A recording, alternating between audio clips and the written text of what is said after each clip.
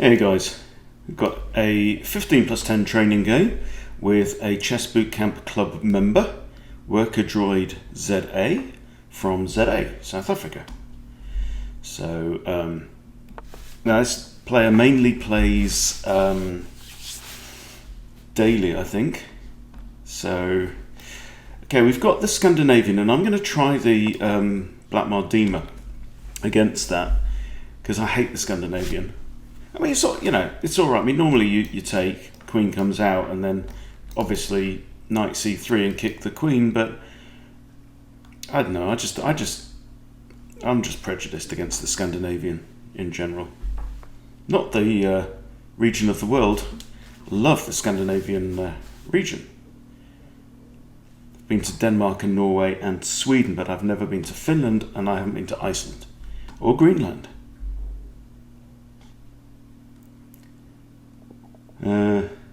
Yeah, I've been to Denmark with work a long time ago, about 13 years ago, when I had a web design agency.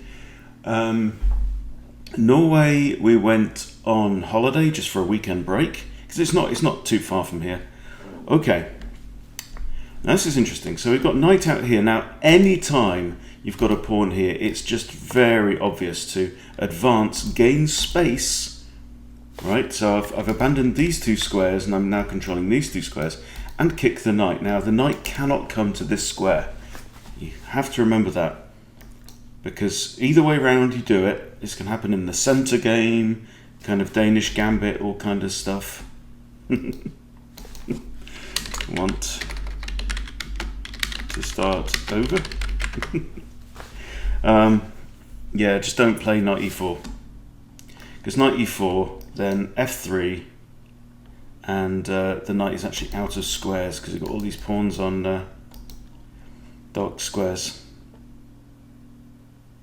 So f3 hits the knight, and these pawns are guarding those. The bishop's guarding these, right? The knight can't go there, can't go there. Okay, that's not too bad actually. So now what you can do is you can get into a kind of play e6 and get into a kind of French advance. And actually this knight maneuver in the French is not unusual. So I'm going to develop my knight now to here. My opponent says no, he's going to learn from his mistakes or her mistakes. Worker droids are gender ambiguous. It's hard to tell what they are. So so we went to Norway, to Oslo, when we were doing geocaching, which is, if you haven't heard of it, it's a game where people hide things in small containers or large containers in different places around the world. So they might be like trees or fences or whatever. Some of them are magnetic, some of them are clues, some of them have combinations, some of them have puzzles that you have to solve. And my wife and I did that for a few years and really kind of enjoyed ourselves. So that was Norway, and we went for a long weekend and found one of the biggest geocaches ever, which is actually quite a large shed with a spooky story behind it. And quite often, if it's like a box, you can leave stuff in it, and sometimes you'll take a thing, leave a thing as well. But you're meant to sign the log, and then you record it that you found it. You get an app on your phone that helps you to locate them within a few meters. Lots and lots of fun. It's a great way to entertain kids, and it's also a great way to get out and see more of the world. So we found what's known as a trackable, which was an item. I can't remember what it was, but they have special codes on. You can buy these things, and then you register what it wants to do. So it wants to travel to Australia, it wants to whatever. So this one wanted to get home to Norway, and so we just went, sod it, let's go to Norway. So we jumped on a cheap flight and flew to Norway and returned this trackable to where it wanted to go to. So that was fun. And then I've been to Stockholm, Sweden, where I presented at a seminar on online marketing. That was a while ago as well. Okay, so we have the active bishop b4 pinning my knight. Okay, now the obvious move is to react to this and break the pin, right? But only if I want to move the knight, right? Right now my knight's quite happy there, and to be honest, if the bishop takes, I'll recapture with the b pawn. I don't mind that. So if I do this, then I'm kind of developing my bishop, but I'm not putting it on a very active square, am I? I mean, what if I was to do something like this and attack black's queen in return? Okay, so either the bishop's going to have to come back, but then if the bishop comes back, I've got a knight defended once. That's not brilliant either. So I'm thinking, let's just develop. So I think bishop d3, looking at this pawn. So black is now ready to castle kingside, yeah? In which case the king will be on there. In which case these two pawns will become major targets, right? So if he wants to swap off his bishop that he's just invested one move in, he'll have invested two moves and then poof, it's gone, right? Leaving me with two developed pieces and him with barely one. I mean, this knight can't go there or there or there. This knight right now has only got one available square. So an idea here, if I was black, one idea could actually be to play f6. Now this is a move you see in the French a lot. Let me just flip the board, right? You can, let's say, you know, he castles, gets his rook on the f-file, right? Then he can play f6 and try and disrupt this center. So you can see, well, you can't see because I'll clip it off, but it actually says we are now in the French defense. Steinitz variation. Interesting. Okay, so I'm now playing against the French. So yeah, castle's here. Push f6 to try and undermine this center, right? And then if pawn takes, you've got knight takes. And you've improved your knight. Your knight has now gone back to its natural position. Okay, so he's played c5. Okay. I'm just going to flip the board around again. So he's played c5, right? Typical French move. Very typical French move. So now we're in a French situation, huh? Okay. So obviously the issue here is he's threatening to take my pawn. And I've got one defender. That's okay, but I'm losing a central pawn to a wing pawn, which isn't great. Now, alternatively, I could take the initiative and I make the capture, but then we've got probably bishop takes or even knight takes. It would definitely improve his knight. So right now I'm just going to castle. I'm going to let him do this. If he does that, I'm centralizing this knight. Right, so I've got three developed pieces. Okay, that's not a bad move. That is not a bad move. Okay, so now he's starting to take, and I can't recapture with a knight because he has knight takes. Okay, so he's playing the French properly. So one idea here is to do something with this bishop and create a discovered defense by my queen on there. Option 2 is to take. I don't really like bishop takes lining up with my king. And I don't really like knight takes improving his knight. So what to do? Bishop e3. Bishop e3. Adds a second defender.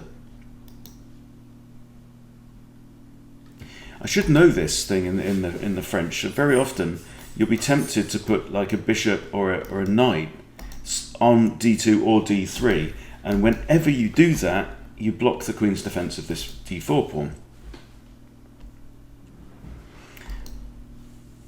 There was much hilarity the other day when I started a game with e4 and my opponent played e6 and I couldn't remember what that opening was, which is of course the French defense, and I play the French defense as black against 1e4. There you go. So we've actually got an interesting game coming on. I definitely have the lead in development. I've got all four minor pieces out and I've castled, so that's 6 points to me. My opponent only has 3 minor pieces out and is not yet castled, so he's currently on 3 points. And we have some tension in the middle of the board. So things attacking things. Okay, ha! Defender number 3. Ha ha ha. Okay, sorry, attacker number 3. So 1, 2, 3 attackers, right? Currently only 1, 2 defenders. Now I've got a couple of options. Again, if I get rid of this bishop, say bishop here, then the queen is defending again. If I capture, I'm attacking black's queen. And then knight or bishop will have to take, probably. Hum pum pum pum pum pum pum pum ha. I don't know what to do. What to do? There are sometimes traps here where if you end up with a queen taking there, you can like move this bishop with check and win the queen. But that's not going to happen because you've got two knights on the light-coloured squares in between. So, am I going to let him capture on here?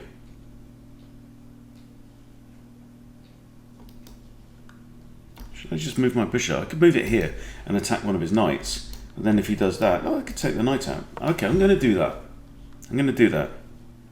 But there could be an issue with bishop takes knight, which is the only defender of that bishop. Then I would be forced to take there. Then he recaptures, then I recapture. That would be okay. What you can't do is bishop takes knight, recapture the bishop, and then queen takes bishop. You see, you lose the piece. You have to figure out the right sequence.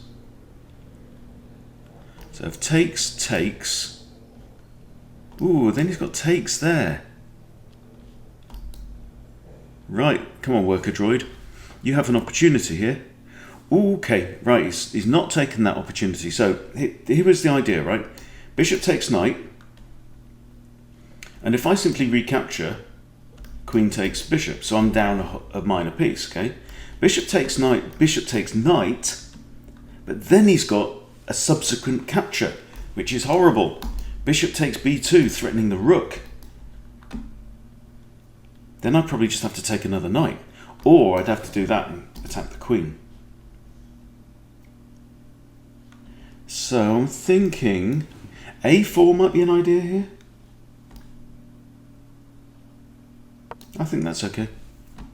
So he's got 1, 2, 3 pieces attacking this.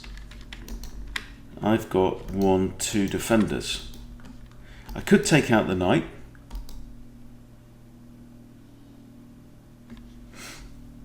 I have to say he's playing very well. I think he's only actually played one rapid game, which was a loss. He or she. It's droid. Tends to play daily.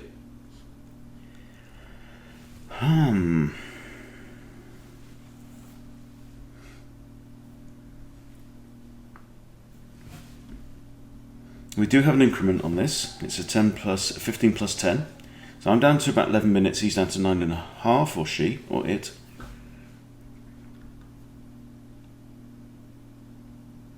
This is a very classic looking game. Now what's going on here? Is that still on? I think if bishop takes knight now, I can simply recapture because the queen can't take my bishop. That's okay. If bishop takes knight, pawn takes, it's actually good for me because then I've got another defender here. So then if pawn takes, I can recapture with the b pawn as was, which has now made its way all the way there. So that's all right. Ooh, hello. Hello.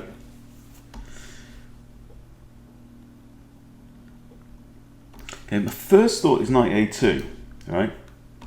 Because obviously the risk here is bishop takes knight, pawn takes bishop, queen takes, and he's won a pawn.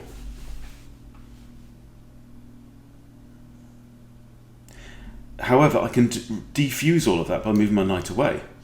And I've got two squares. Right? I can't go to that one, can't go to that one, can't go there, right? And can't go there, and that's just horrible.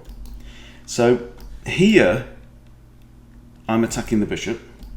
Here, I've got the idea of coming around to g3 and becoming part of some attack at some point in the future. And it's just saying to the bishop, okay, there you go. Here's a load of fresh air. Because my knight has vanished. Just like that. He was gone.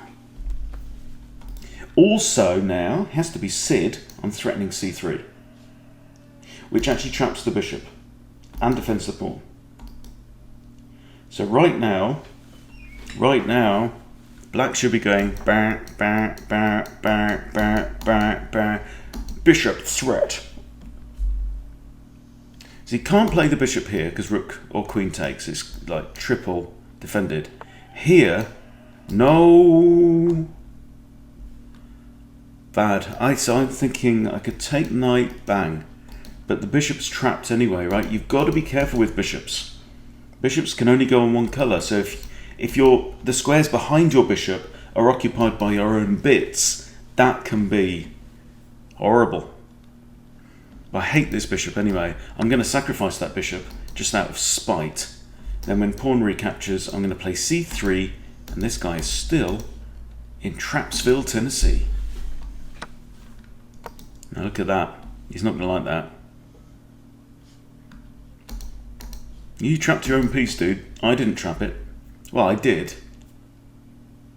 But you set the trap. This is problem. Now, what? Ooh, ow, ooh, aha! He's got an escape. He's got an escape. Can you see it? Now, obviously, the bishop can't run away. There ain't nowhere to run. However, I'm thinking c takes d4. Right? When you are staring lots of material in the face, always think about, okay, can I counterattack? Okay, so look at this. C takes d4, and he's attacking my bishop, right?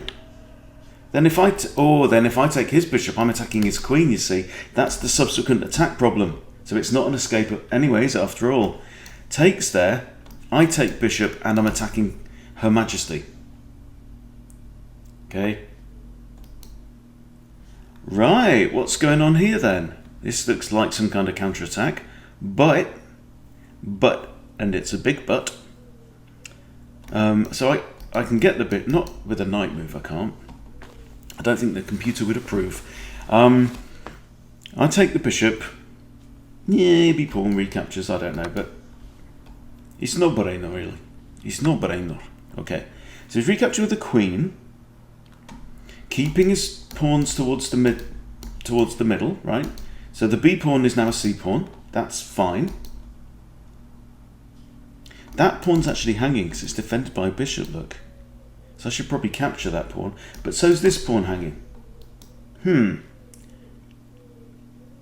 But this pawn again. So this is the theme of this one, right? It's the sequence of captures. Okay, I take the pawn. I'm attacking his knight. So yeah, he could get a pawn back like that, but then he loses a knight, which isn't good. That would be very not good indeed, as they say in the chess world.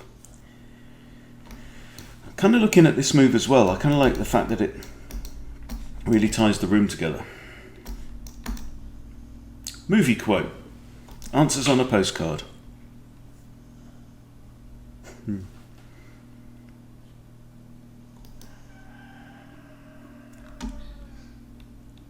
Okay, what's going on? So you're right, yeah, he has to move the knight.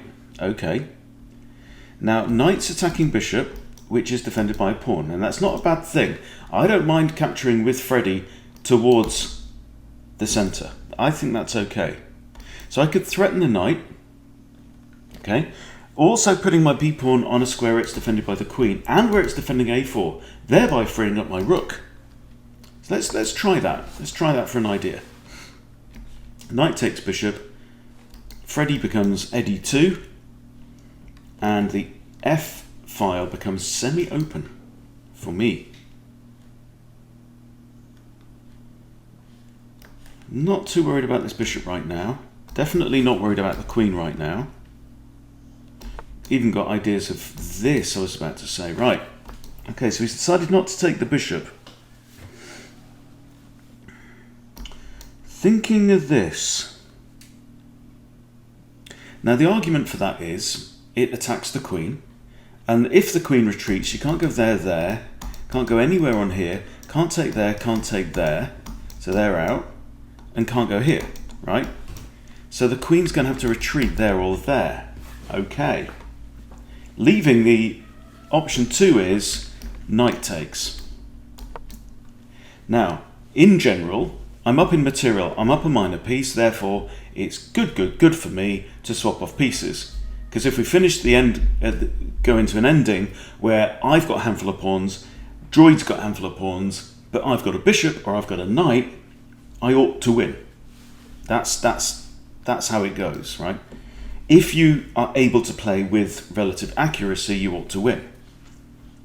So what are we going to have? Are we going to have knight takes and knight takes? Or even knight takes and queen takes? And I say to my opponent, okay, now you either have to... Oh, no. No, because if knight takes, queen takes, it's actually got queen takes b3, because I've undefended that. So if it's knight takes, I'm going to recapture the knight, actually adding a second defender to b3. My queen also has to keep guarding this a bit, because if my queen should ever move away, there might be a threat of bishop takes e2. This bishop's kind of lurking. Like a thief. Okay. Oh, hang on. Well, that was a dumbass move, wasn't it? I could have just captured the knight, couldn't I?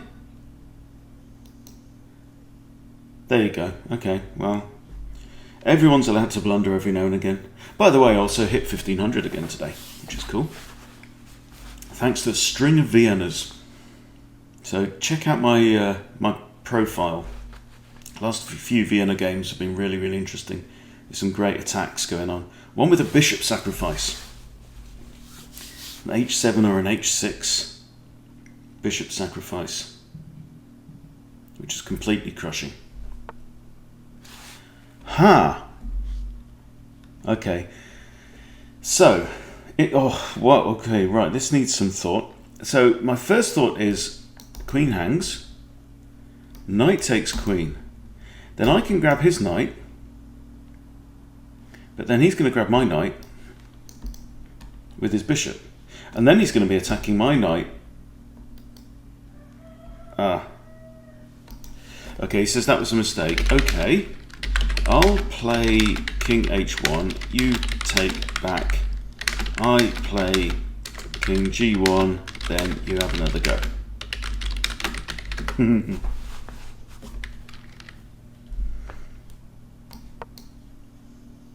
Unless he's tricking me. Maybe he's tricking me. Maybe he just planned to capture my queen all along. But then I get to capture his queen as well, so...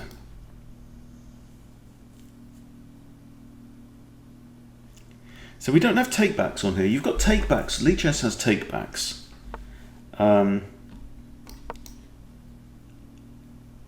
Chess.com doesn't have takebacks. It's unrated. Nothing on the line. Okay. And the whole point of this is we're here to learn. Okay, so...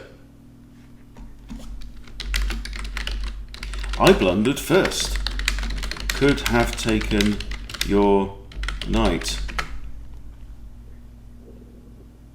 Right, but now he's pushed a pawn. Okay, and I can't undo that. He can't undo that move because he can't legally retract a pawn. No. Now your queen's hanging. Oh dear, oh dear, oh dear. And your knight. Right, I'm going to oh, hang on. So I'm going to capture the knight. And now you get to retreat your queen. So what should he have done there?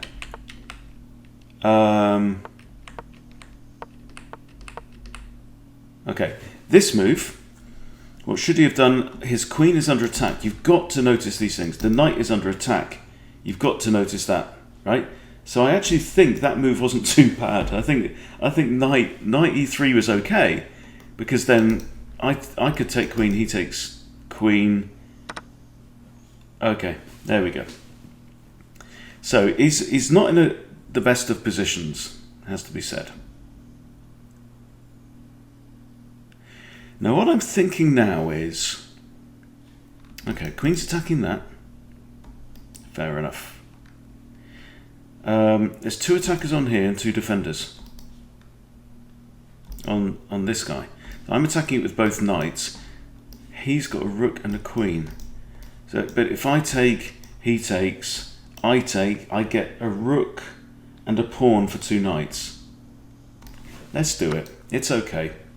Now, in general,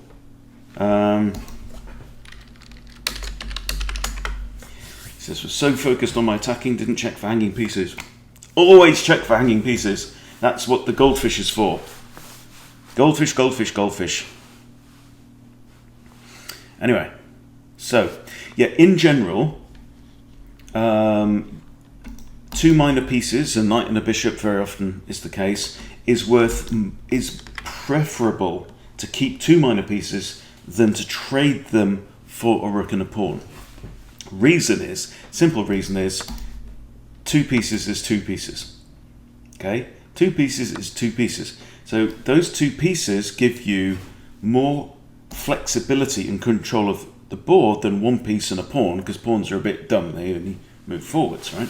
Obviously it depends on the pawn. Some pawns are better than other pawns. Okay.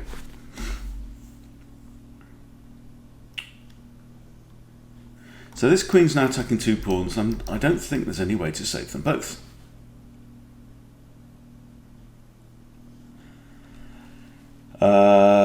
There is. Okay, this is kind of a trick.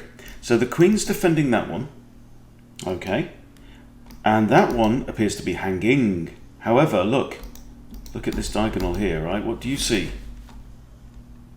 Oh, I see that I've hung a rook.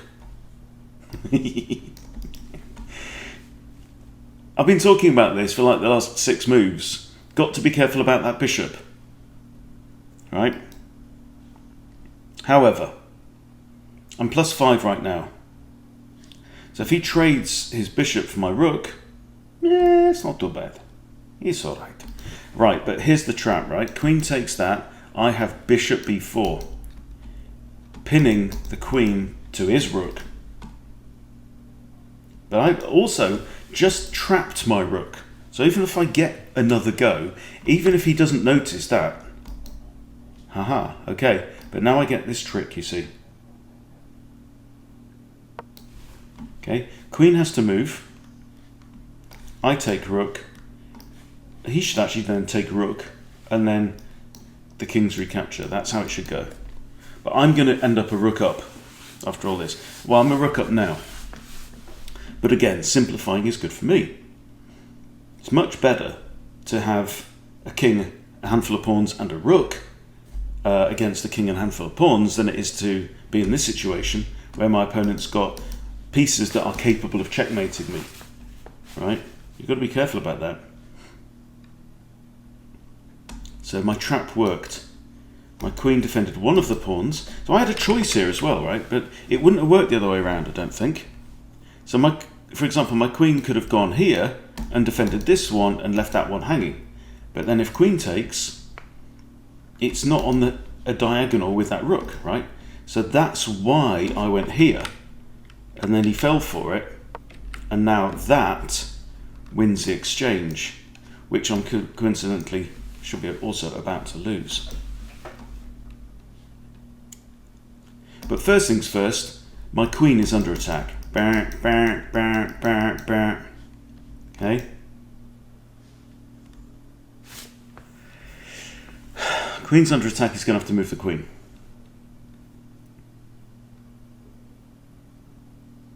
Has some options. That might be alright. I think leaving it on a diagonal pointing towards the king isn't a bad thing in general. Okay, let's take the rook. He can actually just recapture with the king now if he wants to, because actually he can't. Why can't he? Right? Now, he should now capture my rook. Because, and here's the answer, right? King takes that, I play queen b4. Check. Then he's got to move out of check, and then guess what? This guy is free to jump around. Jump around, get down. Also maybe got ideas of... okay, right, that was the wrong move, I think. If black intends to trade the bishop for the rook, which is kind of dubious, but probably advisable, even at this stage. So now queen here, right, comes with check, forcing move. Can't be blocked with a bishop.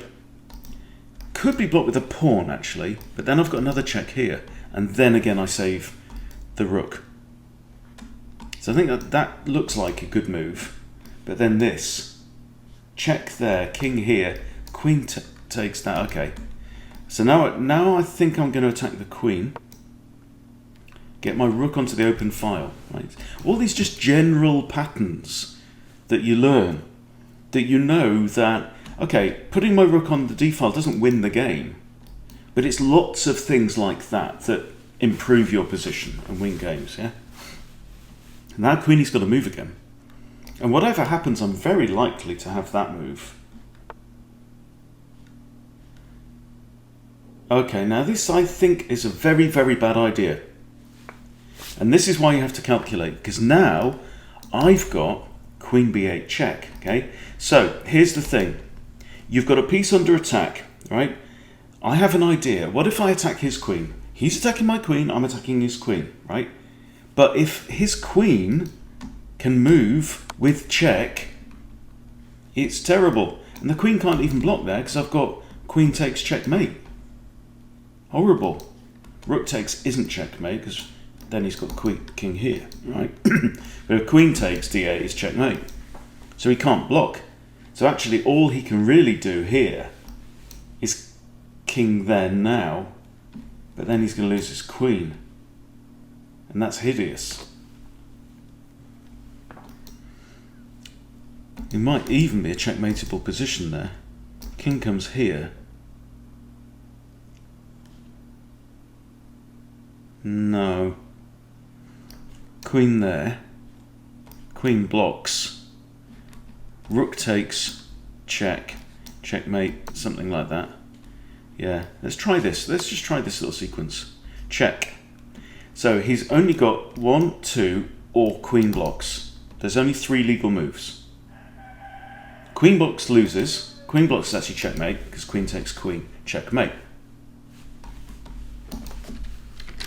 Yeah.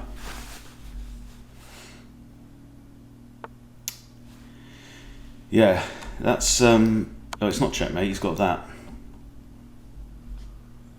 but he can't go there or there because of this pawn. It's a horrible situation, and he's down to 30 seconds. Okay, and there we go, checkmate in the end. But good game, good game. And the Muggle-born Prince was watching that one as well. Nice to see you, buddy. Okay, interesting one there. I think the theme of that one was definitely the idea of, you know, if I capture and then my opponent captures, do I have a subsequent capture that's kind of worse? So let's just quickly rewind, go back to the beginning, because it was definitely an interesting game. Scandinavian, which is not to my tastes, so I try the Blackmar-Diemer gambit. Okay, with the idea of going into the rider gambit if possible, but that would have been a bit cruel. He says, even when you take it easy on me, I can just admire your board vision. Well, that's what we're developing here, mate, so you're very welcome. Okay, so this is a great way, I think, to diffuse the Scandi. Now, he then made his first mistake, because then e5, and he's allowed me to push a pawn into his territory, right, and guard some key squares, and he's got to move his knight, right? But now we're in, so this is now a French advance kind of thing, okay? So with this, it's saying Steinitz variation. Now I should have really recognised this. So Steinitz, I mean, this is okay. It does invite the bishop pin, but if I'd have realised I was in the French at that point, I might have played that, for example. You see c3 a lot more at this level. Okay, but anyway, so the bishop comes out with the pin. This is kind of an aggressive approach in the French. I develop. We get some good toing and throwing in the middle. He does line up a lot of attackers against this pawn. Now this is a key target, right? He lines up attackers here. I castle. He could have captured, and I believe he probably should have captured in the middle, right?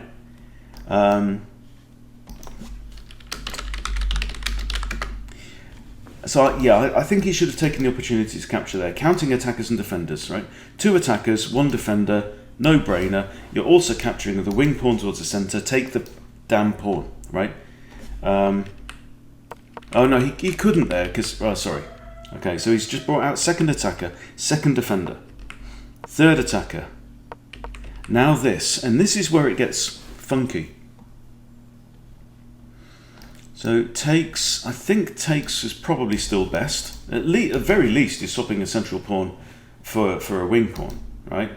I think that would have been good. Takes,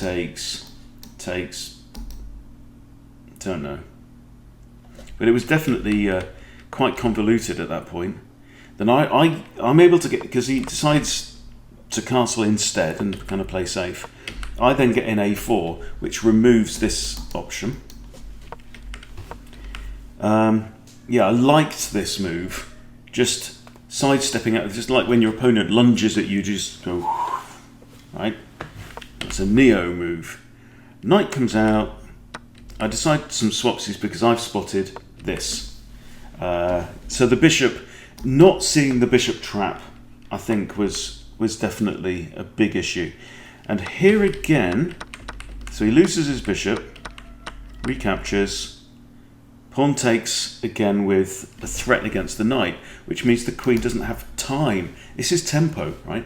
This capture comes with tempo, meaning I have the time. The time is on my side. Tempo is Italian word for time, right? He doesn't have time to capture that or he loses his knight.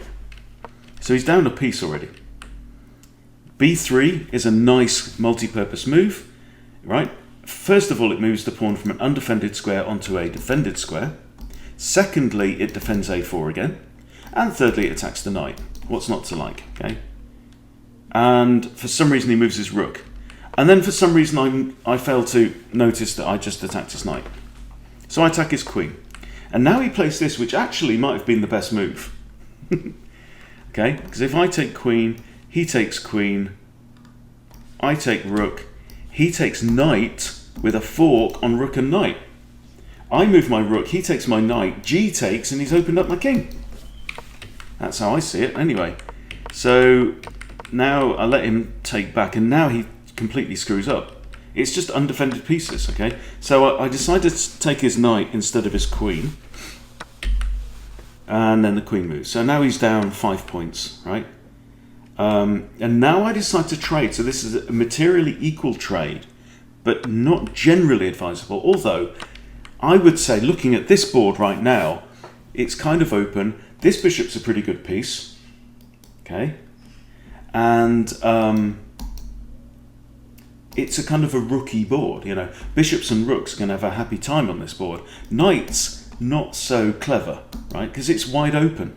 Whites like small spaces. So I get rid of my knights. And now I spot. So I turn this threat, okay, it's like now, oh no, I've got 2 pawns, both under attack, and neither one defended. So, trick time. So I turn that into a trap. Takes, boom, lose the rook. Now at this point, yeah, I think taking the rook would have probably been better. But now I come in with check and now attack the queen. And this was a mistake, right? The counter-attack, when the piece that's being counter-attacked can move easily with threat, right? And there's no greater threat than check because you have to get out of it. So that's when he basically loses his queen, okay? And then checkmate pretty quickly after that. But yeah, definitely an interesting game. Lots of lessons in there, I think, for everyone. So I hope you've taken 1 or 2 things. Thank you for watching. See you soon.